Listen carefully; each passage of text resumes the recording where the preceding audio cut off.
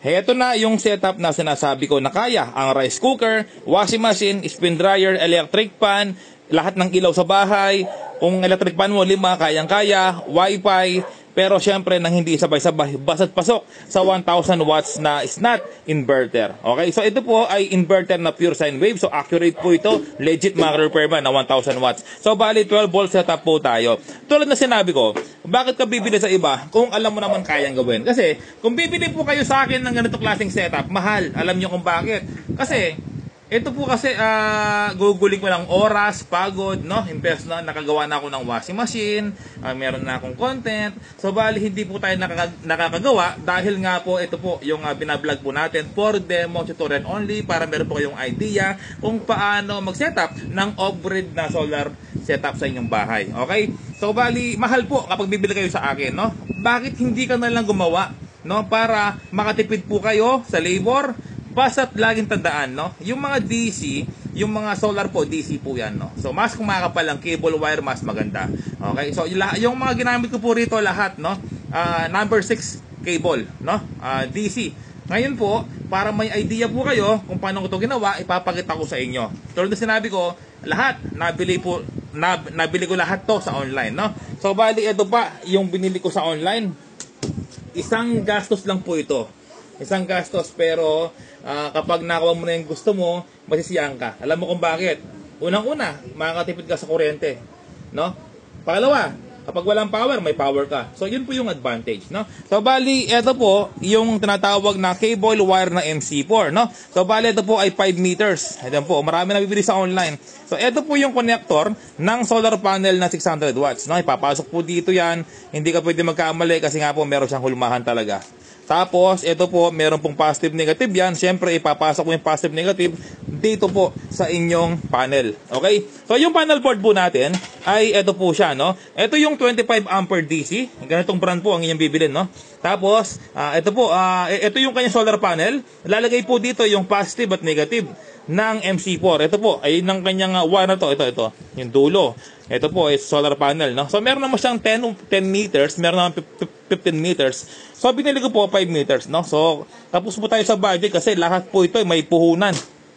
Tapos, ito po yung sa battery. Sa battery, positive, negative po, ang ginawa ko, pinagsama ko na siya dito sa inverter, no? Kasi nga po, isang connection lang, yung inverter natin na breaker, tsaka itong ating breaker na galing po or papunta sa kanyang solar charge controller. Okay? So, hindi ka naman malilito sa pag-install. Yung solar panel, ito po yung left, yung battery, yung right, no? Ito po yung battery po niya, negative. Ayan po, negative. O, black. Tapos, yung positive po niya ay kulay yellow. Ayan, no, positive. So, ibig sabihin po, laging nasa una yung positive. Ito po, meron siyang symbol na positive, tapos negative. Okay? So, positive, negative ng ating solar panel. Ito po siya. Meron po siyang indicator na symbol na positive, negative. Hindi ka malilito. Okay? Laging tandaan, laging nasa una yung positive. Okay? Para hindi ka malito. Laging nasa una, circuit breaker yung positive. Okay? So, bali, syempre, kung positive ka dito, positive ka rin dito. Kung negative ka dito, negative ka dito. So, ganun po yun. Okay? Basta 25 ampere po. Dalawang bibilin po ninyo. Tapos, isang AC. Okay? AC na 6 ampere. Paano mo nalaman ng AC? Ito po siya. Meron po siyang symbol na 400 volts.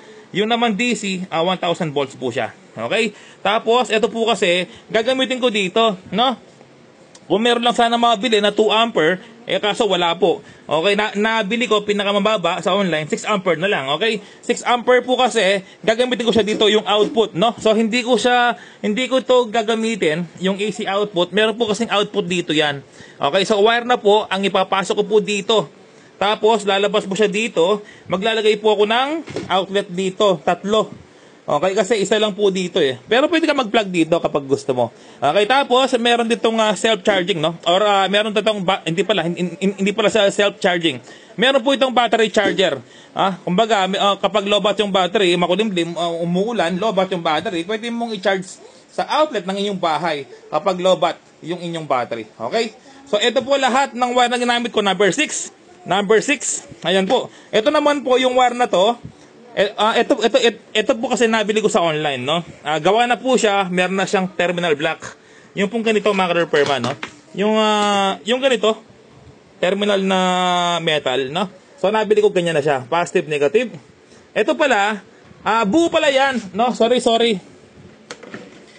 mga repairman. Ayan, buo pala siya. Ayan, so buo po ito na ganyang kahaba, tapos pinutol ko.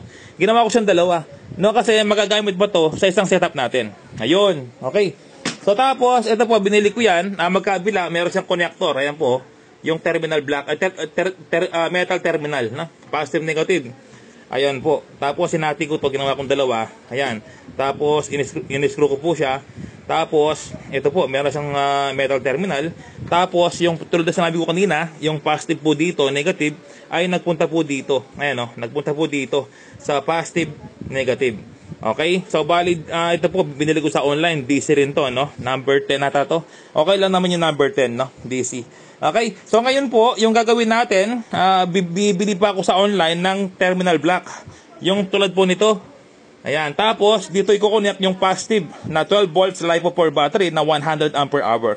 So, dyan po ilalagay yung positive at negative. Okay? So, kapag 100 ampere hour po ang inyong battery, isang solar panel po na 600 watts kayang-kaya. Sakto lang, pasok lang. So, ito baka repairman, yung setup na to ay binibenta ko. Okay, pero yun nga po, may kamahalan. Kasi nga po, ako yung may gawa. Para makatipid po kayo, kayo na lang po yung gumawa.